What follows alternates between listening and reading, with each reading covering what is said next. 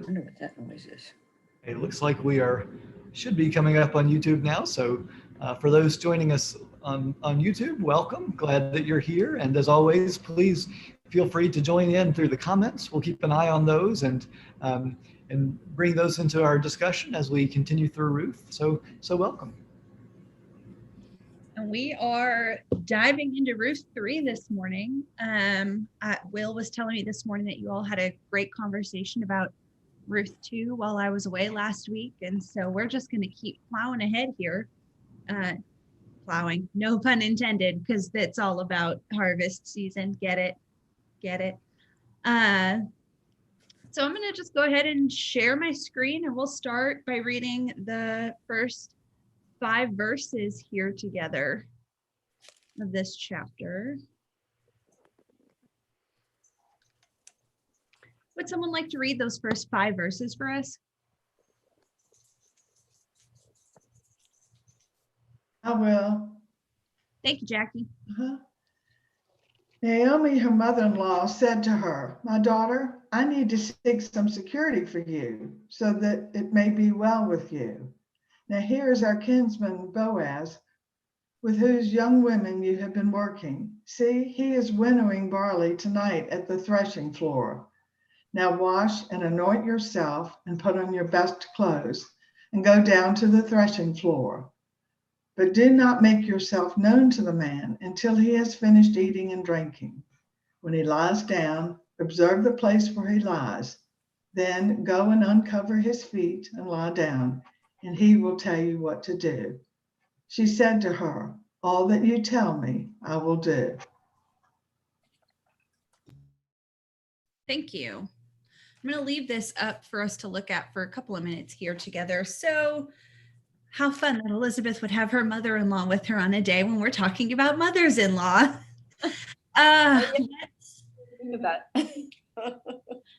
Let's just start with these 5 verses. What is happening here? What is Naomi doing?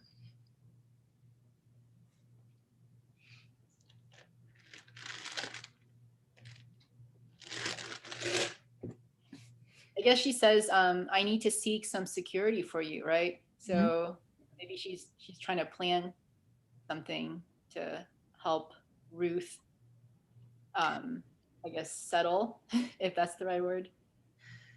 I think the song from Fiddler on the Roof is running through my head as you read this scene. Matchmaker, matchmaker, make me a match.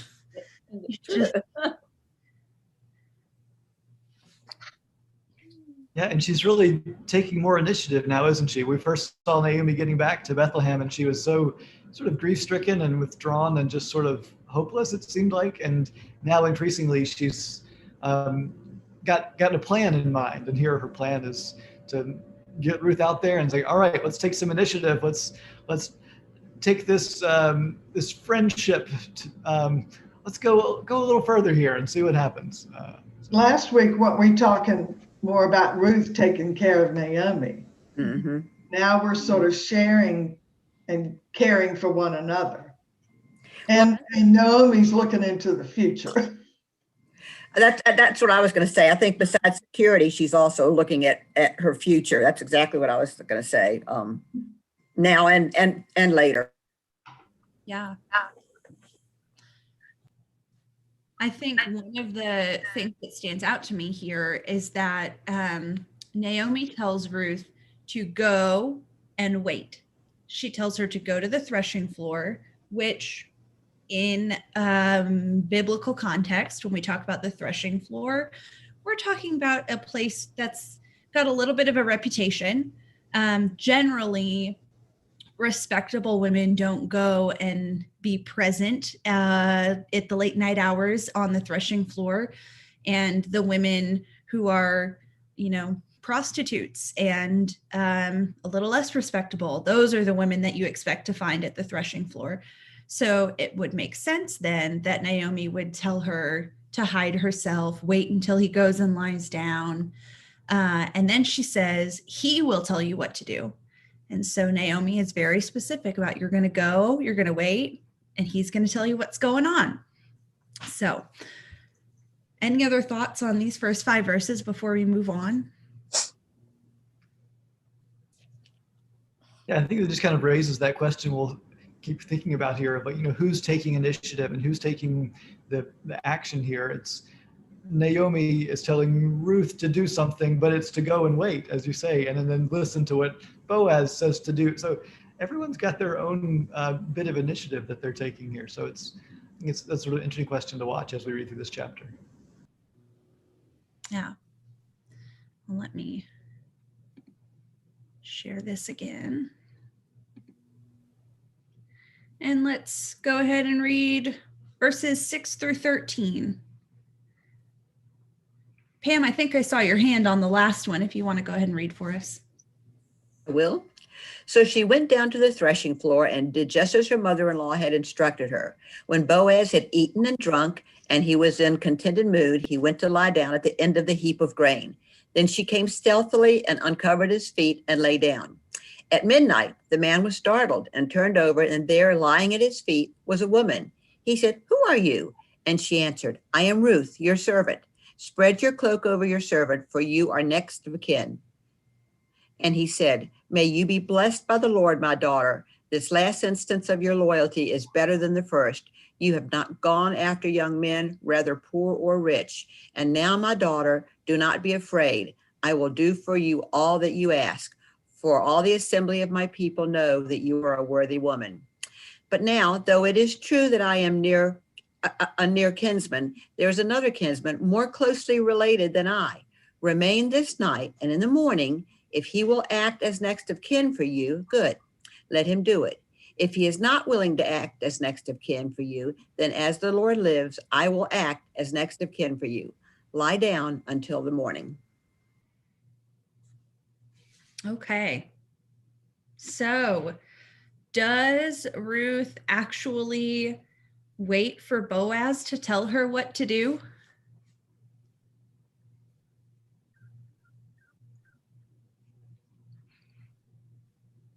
No, right? She almost orders him. Yeah. Like, spread Yeah. your cloak over your servant, for you are next of kin. So that's interesting. Yeah. It's interesting that she is in this position of reminding him, hello, sir, you have a duty to do, and I'm here to remind you of your duty. I am your duty.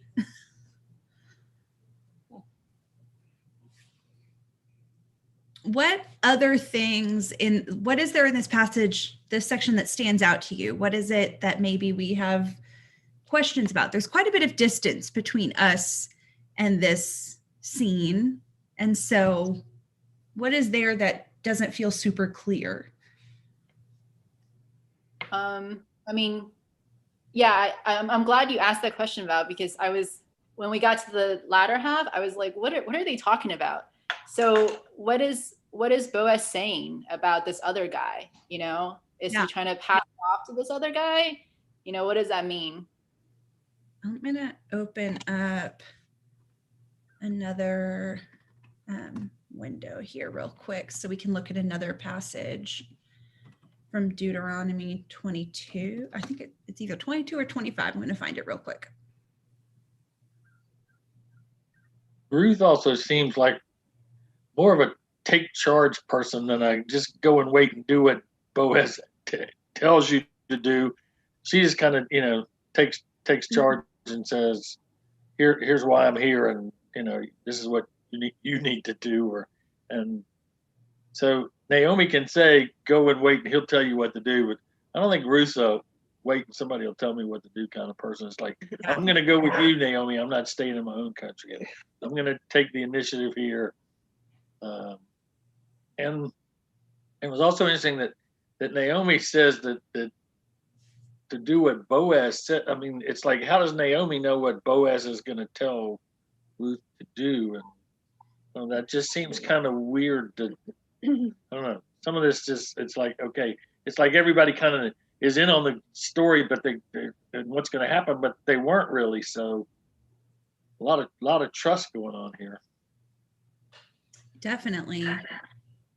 So here we're in Deuteronomy 25, and this section here, starting at verse 5, When brothers reside together and one of them dies and has no son, the wife of the deceased shall not be married outside the family to a stranger. Her husband's brother shall go into her, taking her in marriage and performing the duty of a husband's brother to her. And the firstborn whom she bears shall succeed to the name of the deceased brother, so that his name may not be blotted out of Israel. So basically, this law gets expanded out to the extended family if there is no brother.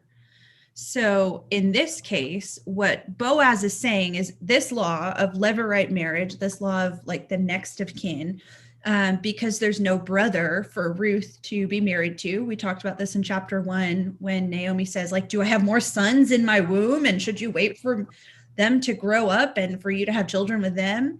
So instead, they're talking about Boaz being the next of kin, who would be the one to marry Ruth. But he is a really respectable guy. And he is saying, you know what? I will do this for you. But actually, I know of someone who's more closely related to Naomi and to her sons. And so he has to have the opportunity to do that before I take the opportunity to do that. So he's trying to basically say, I want to do this the right way. But then also, one of the things that stands out to me in verse 11, Boaz says to Ruth, the assembly of all my people will know that you are a worthy woman. And I actually have this verse tattooed right here on my chest because I love this so much. Earlier in the book of Ruth, in chapter 2, trying to see if maybe I can pull it up here.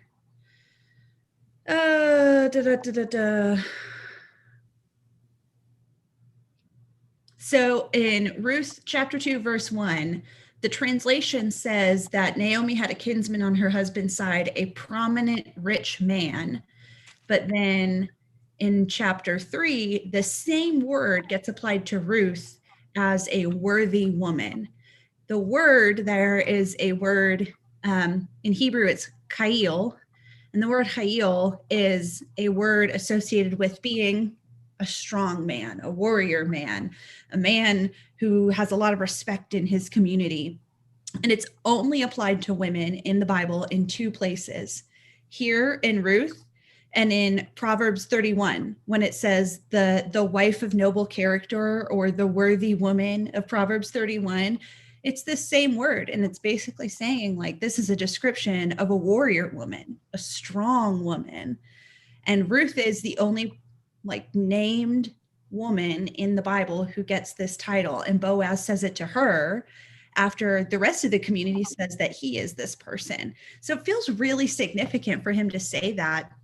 But it's also, like Larry was saying, there's a lot of trust that Naomi has, but Naomi knows Boaz's reputation as a man of the community. And she trusts the reputation that he has as this worthy leader in their village to be able to do this for them.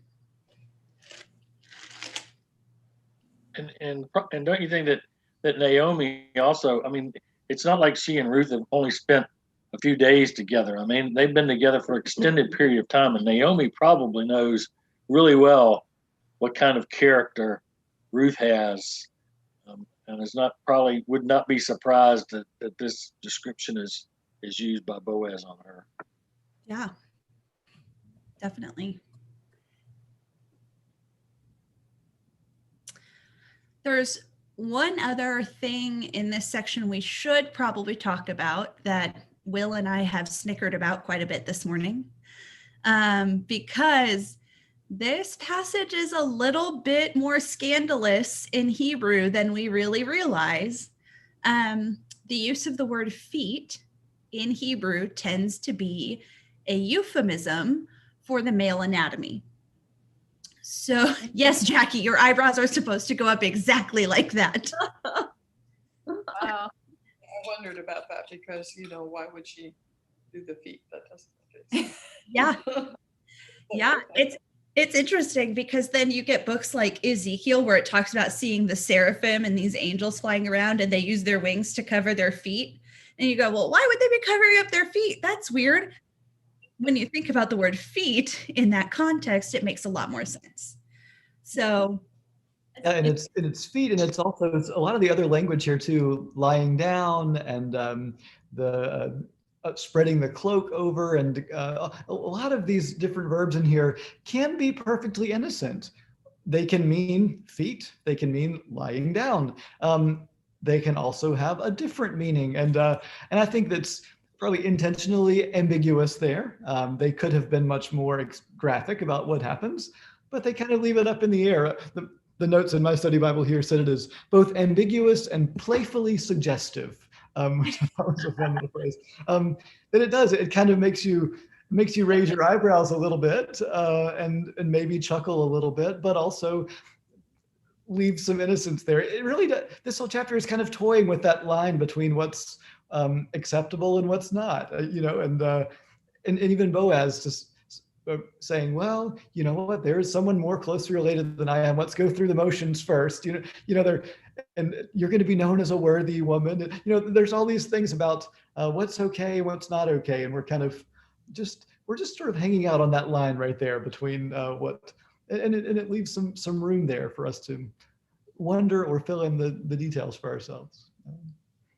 And the whole book of Ruth is really focused on kind of blurring some lines of what you expect to be the right way to do things or the proper way to do things. Things like, we've talked about Ruth is a Moabite woman, and Moabites are not supposed to be allowed into the community of Israel. And she, as a Moabite woman, responds in the way that is like the ideal response that an Israelite should have in this moment. And she shows so much love for her mother-in-law and so much concern, and that this is an example to the people of Israel of what you should be doing. And so it's kind of playing with the example of what it could be. And so there's just this playfulness to the book that's really fun. And it is really unclear and leaves some space for it to say, we don't really know what was going on the threshing floor. It could be very innocent. It might not be as innocent as we read in our first cursory reading, but there's just space for interpretation there. I think she's also showing a respect for the customs, because this is not her country and it wasn't her God. She kind of took on Naomi's God and said that to her. So to me, she's respecting their customs and their religion. Yeah. Barbara Moore made that comment in the. Yeah, thank you. I was just about to read that here. Barbara said, wouldn't Naomi have known the Jewish custom better than Ruth?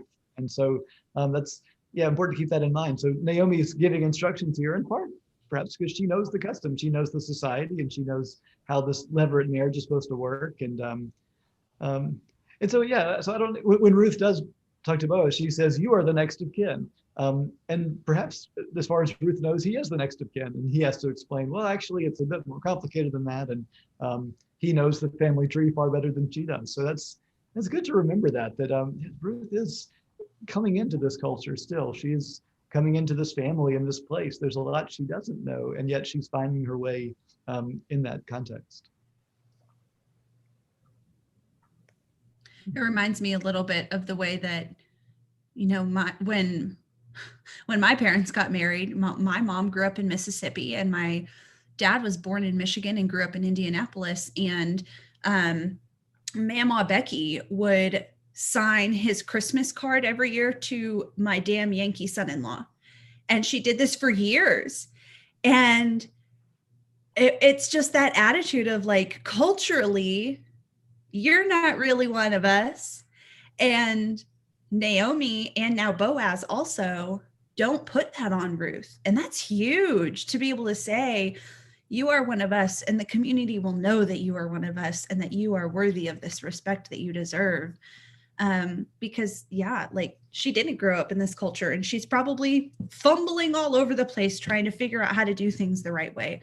And that's just a lot of pressure to want to,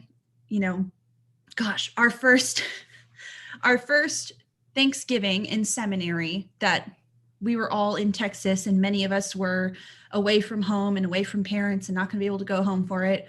My friend Anna wanted to make the Thanksgiving turkey the same way that her mother-in-law always did, so that her husband would be super happy with the Thanksgiving turkey. And it was this huge deal that she do it just the way that her mother-in-law did. And this all contributed to a very funny scene where Anna called me crying because she had just burst the turkey brine bag all over her kitchen floor, and she was sitting in an inch of water and cloves and turkey juice. And I ended up coming to their house and helping her clean it all up and make new brine. And it was basically a scene from Friends. But it turned out great at the end, but she put so much pressure on herself to live up to this standard. And isn't that what we all do, trying to enter into a family with a new person? And I say that I'm not married. All of you who are married, is, those experiences that you had when you were entering into your in-laws' family for the first time.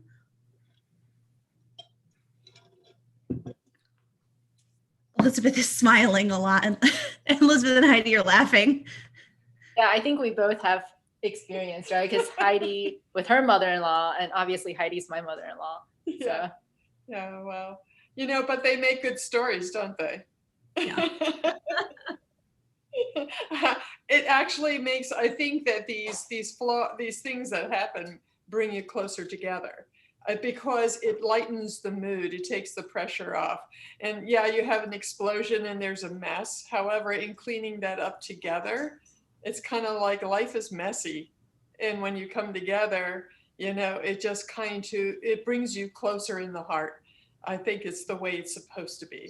So yeah, we're just a messy tribe. We just kind of clean it up, right?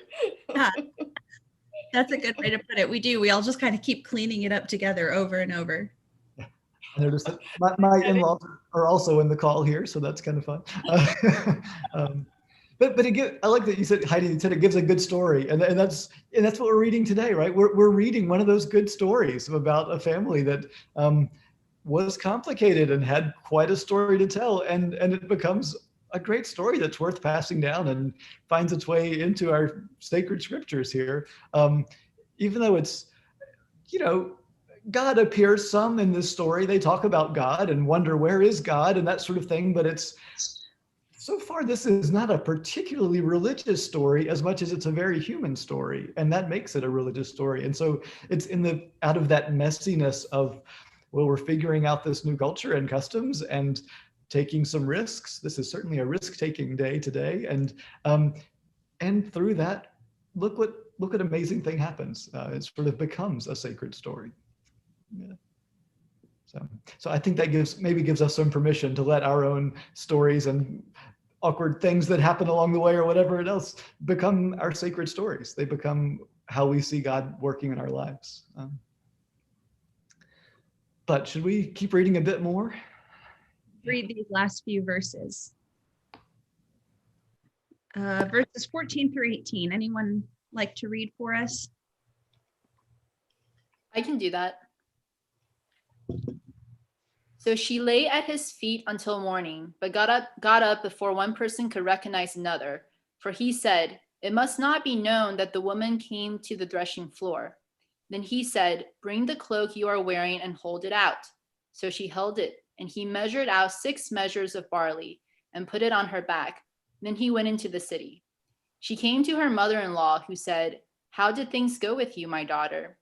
Then she told her all that the man had done for her, saying, "He gave me these 6 measures of barley, for he said, 'Do not go back to your mother-in-law empty-handed.'" She replied, "Wait, my daughter, until you learn how the matter turns out, for the man will not rest, but will settle the matter today."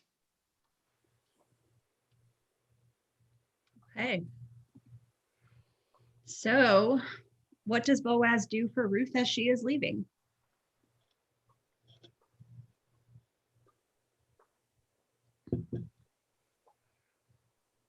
It says that she got up before one person could recognize another.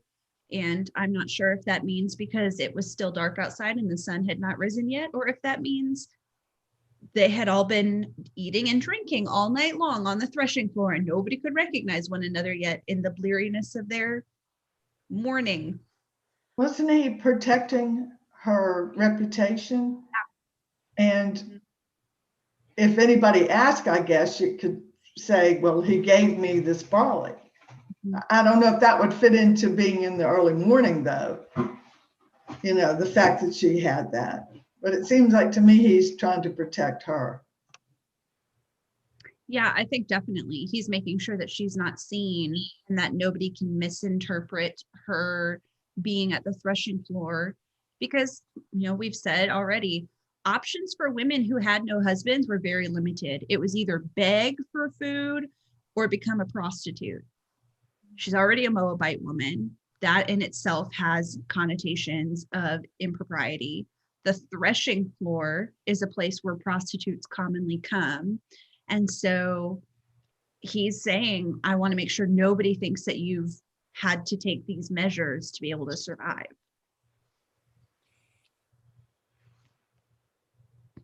Anything else? So is it must be symbolic too, right? That Ruth went there and it's almost like she made an offer. And then, so now I guess the last sentence is, well, we'll see what he decides almost. That's what it sounds like to me. Yeah, it's a little bit of we're leaving it on a cliffhanger until next week. But I think we all kind of know which direction this is heading. But she is being protected and she's being cared for, and he's going to figure it out. And they're trusting that he's going to figure this out now. Yeah, and he said that, you know, that all the 6 measures of barley as partly as a message to Naomi, it seems. Don't go back to your mother-in-law empty-handed. So show her that I'm serious about this, that that I'm not just, you know, there are different ways to interpret that night on the threshing floor. And he's saying, okay, I mean this seriously. Take some barley, take some grain home and show that I'm going to be providing for you. I'm going to be taking care of you. So. Yep. Mm-hmm. Yes. So on to today, Mother's Day, or any other typical Sunday, what do we walk away with from this chapter of Ruth?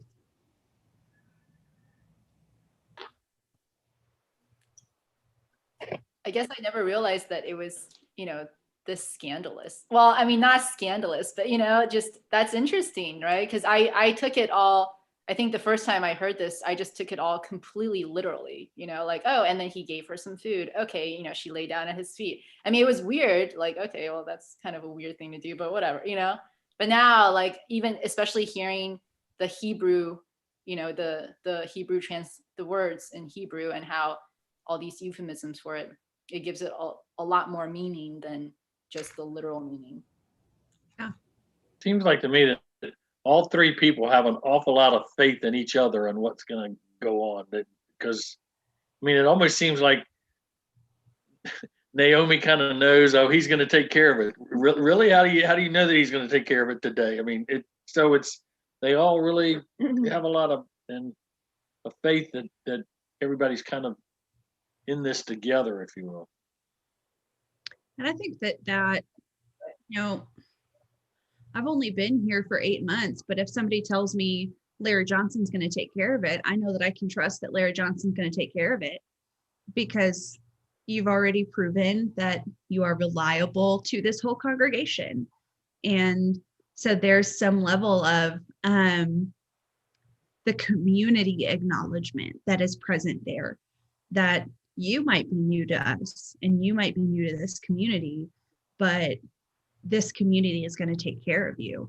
I think for us, that becomes then the hope that we continue to fulfill that and continue to take care of people in the same way that Boaz is taking care of Ruth and Naomi.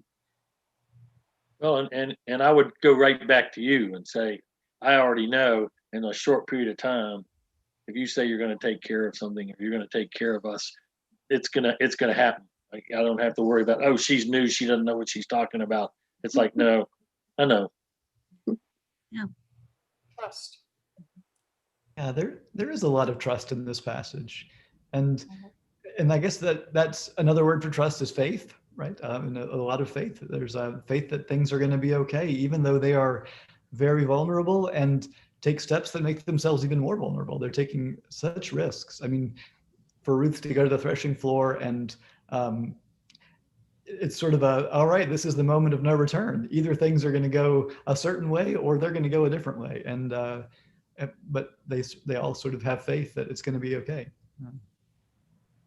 Yeah, and even though Boaz is not, committing right now because of this other relative, I think you mentioned that, sending the 6 measures of barley back is a way of saying, don't worry about it. It will be taken care of. I will be involved in taking care of it, however that happens. Elizabeth and Heidi, we'll see you in a little while. Guys, bye everybody. Take care. Nice to see you. That seems like a good place to wrap this on our cliffhanger right here. Yeah. It's fun and exciting, and we'll do chapter 4 and see how the story concludes next week. Well, very good. Well, thank you all for being here and participating, and for those on YouTube as well. Always good to be together in whatever form that takes. Yeah. All right. Have a great morning, everyone. We'll see some of you in a little while and see the rest of you in a little while. Bye.